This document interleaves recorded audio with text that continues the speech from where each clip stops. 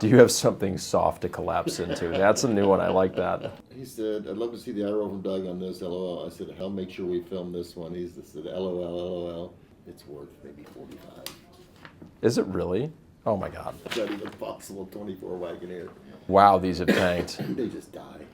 They died very quickly. Did he roll a bunch of negative into it? A bunch of negative into it. He said, here's the goal. Trying to get out of the negative equity wheel of death in some type of high mileage option lease. And he's telling us he's a high mile driver.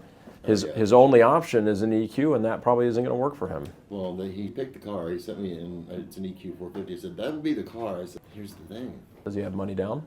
I think he can. Dude, last 2 days I've had one at $68,000 upside down.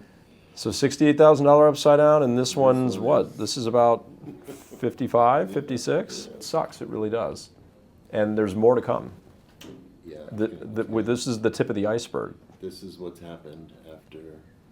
The market was so elevated, and it's come back to normalcy so fast. What makes it worse is that you roll negative equity once, and then you don't stay committed to seeing it through. This is why people need to be leasing. I'm sorry, like I don't care what anybody says, but people take these 5-6 year finances because they want a manageable payment, and then they keep the car for 2 years. You have to stay in it till the end. But nobody wants to do that. Everybody is on a 2 or 3, not everyone, but most people are on a 2 or 3 year cycle. Jared, how you doing, buddy? Well, how are you?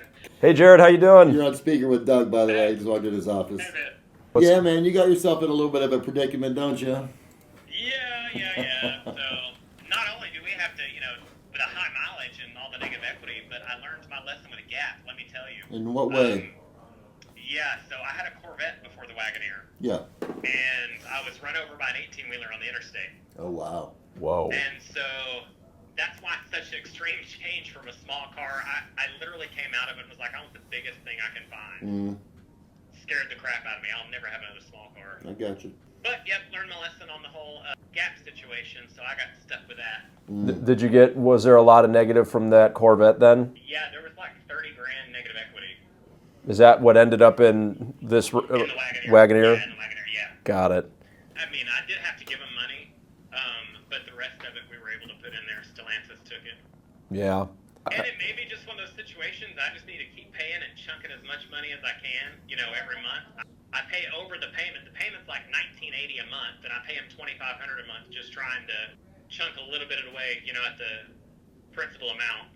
Yeah. And that may be just what my plan needs to be. It's not a bad plan for the foreseeable future, unless you wanted to throw a bunch of money at it to get out of it all at one time. But, how many miles a year are you driving? Have you done that math? I'm on campus 36 weeks, and it's literally 200 miles round trip. So it's 1,000 miles a week, so it's 36,000 miles just going to work. Oh, yeah. Wow. Yeah. Yeah, that's big time. So with everything combined with summer holidays, traveling, I'm knocking out 40 to 50,000 miles a year. The best thing for you really is either to drive old Toyotas for the rest of your life, or to to do 2-year leases, high mile leases. But it's just when you're driving those kind of miles a year, it's just always going to be expensive for you to have a car, no matter how you buy it. The problem, even if you keep this Wagoneer, is that even though you're making over the payment, you're driving so much. Never going to catch up. Yeah, you're just going to depreciate it so fast. Let's be honest, it's already a Jeep product that's going to depreciate fast anyway. Yeah, Jeep's going through it right now, for sure. Yes, they are. We can certainly look at something here for you, just simple loan-to-value terms. To mathematically make something work, you'd probably need to come up with something at signing, and I don't know how much you could comfortably do just for the purposes of us putting it on paper for you. So you're talking like maybe 20 grand or something, is that what you mean? I'll have to plug in all the numbers here to see what it needs to be, just to kind of get within the parameters of the bank even being willing to consider it. I had other questions, because like with high mileage lease, how does it all work with when you're prepaying for miles?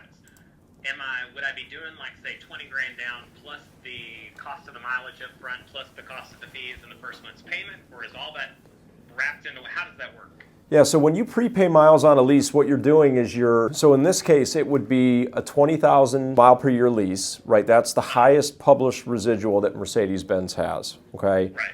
And then from there, you're prepaying additional miles at 20 cents a mile, but that just gets included in your payment, right? You're not paying for those up front, you're paying them as you go. So we could pay up to, 40, 50,000 miles a year, and then if you don't end up using those miles, or maybe we get out of the lease a little bit early and have some unused miles, what's nice is that any of the prepaid miles above the base 20,000 per year are refundable. Right. So then that could go toward the next lease, or yeah, they would come back to you, or your residual value would be so incredibly low because of all the pre-purchased miles that if you get out early, there's a possibility of equity. The cheat code, so to speak, former demos that we can lease, they're really still considered new cars in the sense that they qualify for new car programs and they can be leased and all that fun stuff. They do have a little bit of used car quality in them, in the sense that I can certify them and lease them, right? I can do both. They're the only car I can do that to. So I could do a lease on an EQS, for example, get all of those great new car discounts, and then also get the certified warranty, which for Mercedes-Benz is an unlimited mileage warranty, which is exactly what you would need. I think that that is our best bet. okay. You might just have to drive former demo Mercedes-Benzes the rest of your life to be able to lease them and get unlimited mileage warranties. I could think of some worse vehicles to drive, right? Yeah, right? We'll put something together just for you to look at and see if you can make sense of it. I mean, I think you've resigned yourself to the fact that it's going to be probably ugly one more time until you can get back to square one. I was kind of like even rated like ugly maybe the next couple of times to then get in a situation and be like, hey Don, hey Doug, now that we're out of this mess, now what fun options do we have? Yeah, once we get back to square one, then you really open it up and you can do kind of whatever you want at that point. I mean, you're always going to have a higher car payment just by virtue of, well, there's one of two ways you can do it. You can take the car payment that you really should have based on how many miles a year that you're driving, or you can do what a lot of people tend to do, which is to take a nice, long, comfortable finance payment, then drive a ton of miles and have a huge amount of negative equity, and then just kind of, constantly seesaw between a low payment and an outrageous payment, right? So. Yeah, we're done with the negative equity. You can imagine my fuel bill. Now, my American Airlines card, my miles love it, but the fuel bill is, ridiculous every month. Oh, sure. I'd rather be paying $500 or $600, $700 more on a payment. Yep. For something, and then worry about, okay, well, what kind of electricity, annual usage difference am I going to have? Electricity is pretty cheap compared to gas, I'll tell you that. I'd rather pay $400 a month in electricity and then bank the $500 a month that I was spending on fuel toward a car payment. Yeah, Or 100%. toward a lease payment, I should say. The best options that we have right now are these 2024s, and those still qualify for the 2 years of charging with Mercedes. If we're looking at a 2-year lease or even a 3-year lease, because we have an unlimited mileage warranty to consider, at least 2 years are free at public charging if you have it available to you. So you could always do an at-home charger. That was going to be my next question. How do you do the at-home charging thing? Like, is it a specific Mercedes-type charger that I would have to have installed, kind of like Tesla has their own charger, or is it just to call the electrician, have him wire 220, and then get the stuff and do it myself? Yeah, Mercedes has a charger. It's called the wall box, which, if you get that, then it integrates very nicely with your, with your Mercedes Me app, and it can you can schedule charging, and it gives you just a lot more integration than you would otherwise have. But of course, any electrician can wire you a 220 line. There's a couple of different ways you could do it. You could get any really level 2 charger installed at home, or these cars now come with a dual purpose emergency cable that has both a 110 adapter and a 220 adapter. So you could just use that as well. I mean, it wouldn't be very fancy, but you could use it. What type of mileage are you guys seeing on the electric vehicles? Well, so you're down in Texas, right? Yeah. Okay. So I can tell you up here in the summertime when it's warm, I've been driving the EQS SUV, which has less range than the sedan. And when it's warm out, on a full charge, I'm getting somewhere between 4 and 450 on a full charge. We get cold weather, but it's not often. And when we do, it's for a couple of weeks. And, Yeah, if your round trip is 200 miles, I would tell you just treat it like your phone. Just plug it in at night when you go to bed. Cool. That was going to be my next question, yeah. So Yep. when it comes to charging cycles, how does that work with a lease and a warranty and the battery charging cycles? Since say it's a demo or a loaner and they have already had charging cycles, is there a point where, okay, what if the battery expires or has a you get so many cycles that a battery's no good, then how does that work? You've got a 10-year warranty on the battery, so Mercedes is telling you not to worry about it. Yeah. Okay. I was just thinking, well, if I'm doing a charge every night like a phone, well, then if it's, say, it has like 1,000 charge cycles for the battery to be good, well, then I'm right at the 3 years of too many charge cycles. Sure. It's like 10 years or like 155,000 miles. It's like a very oddly specific number. I think they're basically saying up to 155,000 miles, however many times you charge to get there, they're covering it. And then, as you've said before, then it's Mercedes' problem.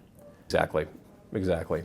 That's the beauty of leasing, is that you buy a car like with this Jeep here, whatever happens to the market, you own that, good, bad, or indifferent. And that's not fun. Awesome. Have we landed on one? Or Sent Dawn You did like the one you sent me. That is a nice build. It's R049431L. Yep, I got it. I got it here. is that, that's the nautical on black. Yeah, that's a good one, nautical blue. Okay, cool. I like the blue and the black. I also have airplanes, and so Oh, sweet. when we're working on airplanes, then I've had the light color interior before. It doesn't always work out. The mysterious grease will appear somewhere, or oil stains, or whatever. Like, so we like to stay with the darker color interiors. I think that's very smart. Jared, thank you, man, for hanging in there. It's been great talking to you. We'll get this on paper. I'll get it emailed over to you. Sure, not a problem. Appreciate it, you guys. Have a good one. Of course. Thanks, you too. Bye-bye. Super nice guy. All right, so. Hellbound, but he's got himself in quite a situation. Well, I think that he's got his arms wrapped around it. I think does. he's very understanding of where he is and what needs to happen, and so that's half the battle. I think Exactly. He's very clear on one. that a lot of people, I think, find themselves in a place of denial, and Absolutely. so this really, it's almost $57,000 in negative equity, which it's a huge number, but it's we're on the right car for it, certainly. And I think that with some money to the table, we certified this car, and that's just the absolute perfect scenario for him to be in. Yep. Does he have AAA or anything like that? It's not the end of the world. We can come back to it. It's going to be a $500 increase if we have it. He said he's through Stellantis, right? That's these Wagoneers are just die. They really do. Who was Meyer? Who were the air updates? Yes, you're fine. So I'm going to show him a 50,000 mile per year lease. We can start there. If he wants to drop it down a little bit, we can. It sounds like he'd be right up against it, though. I mean, he drives just for work 36K miles a year. Well, so remember though, we've always had a 3-month pull ahead, and on EQs we've got a 5-month pull ahead. So I can't promise you that the 5-month program is going to stay around, but at the very least we can get out 3 months early at no penalty. So no matter what term we end up doing, we can get out 3 months early, and so that's going to be 3 months worth of driving that he can the mileage allowance isn't going to change by getting him out early. So if we do 150,000 total allowable miles, but we do, let's say, a 3-year lease and we get him out at the 33-month mark, then based on his driving, that might be, 15,000 miles that we're not going to have to take into account? Right. You know what I mean? Makes sense. So he said he felt like he was kind of in the 40 to 50,000 mile range, so he could theoretically even do 45,000 miles a year, because based on, it sounds outrageous, but based on the driving that he's doing, even getting out 3 months early could be 15,000 miles worth of driving that he doesn't have to worry about. Well, this is certainly one of the more adventurous ones that I've done in a while. Haven't done a 50,000 mile lease in a little while, but here we are. So interestingly, from a loan to value perspective, we really could probably get this done with as little as 10 grand down, just given the amount of discount here. Whether or not he wants to go to a $3,300 payment, I'm not sure. But really, he told you that he's paying about $2,500 a month now and about $500 in gas. So he's paying $3 grand a month between gas and his payment. So this is not a big leap here. And really, when you factor in the gas savings, or the electricity versus the gas, we're actually at about exactly what he's paying now, because I expect that he's going to save a minimum of $300 a month in electricity versus the gas. He's paying $800 a month in gas. $800. Oh, then he's paying $3,300 a month right now. He texted me that before. So there you go. So he's there. So this is just a matter of, are you ready to rip the Band-Aid off? I'm not going to show them anything longer than 36 months because it drops the payment marginally, and it's just not worth the risk of having it that long. We were talking about electric costs, and I sent him all that, what the average cost is, and he's $800 a month in gas. So, you know. I'll find that article that I sent out, but it was KBB did the research, and they were using 15,000 miles a year driver with average utility cost, and it was about $50 a month is what they came up with. So if you multiply that by 3, was where my head was at, you're in the neighborhood of, let's call it $150 a month in charging. Now that's assuming that you're charging overnight, which I'm sure he would be doing. Plus he would also have the 2 years of Electrify America from Mercedes, so he can charge out and about if he needs to. Yes. So I think. And we have access to the Tesla charging network now as well. So for $185, he can add the adapter, and then he can. Did you put shipping in here? Yeah, should be right there. Okay. All things considered, it's not a bad situation, for right? the situation, it is actually. And just remind him that we do have the pull-ahead programs. You and I have been with the brand for a long, long time. I've never seen it any less than 3 months, and occasionally it's been 5 months, so that might continue for the EVs, who knows? But that just gives us a little bit of a cushion with the mileage and the ability to get out early.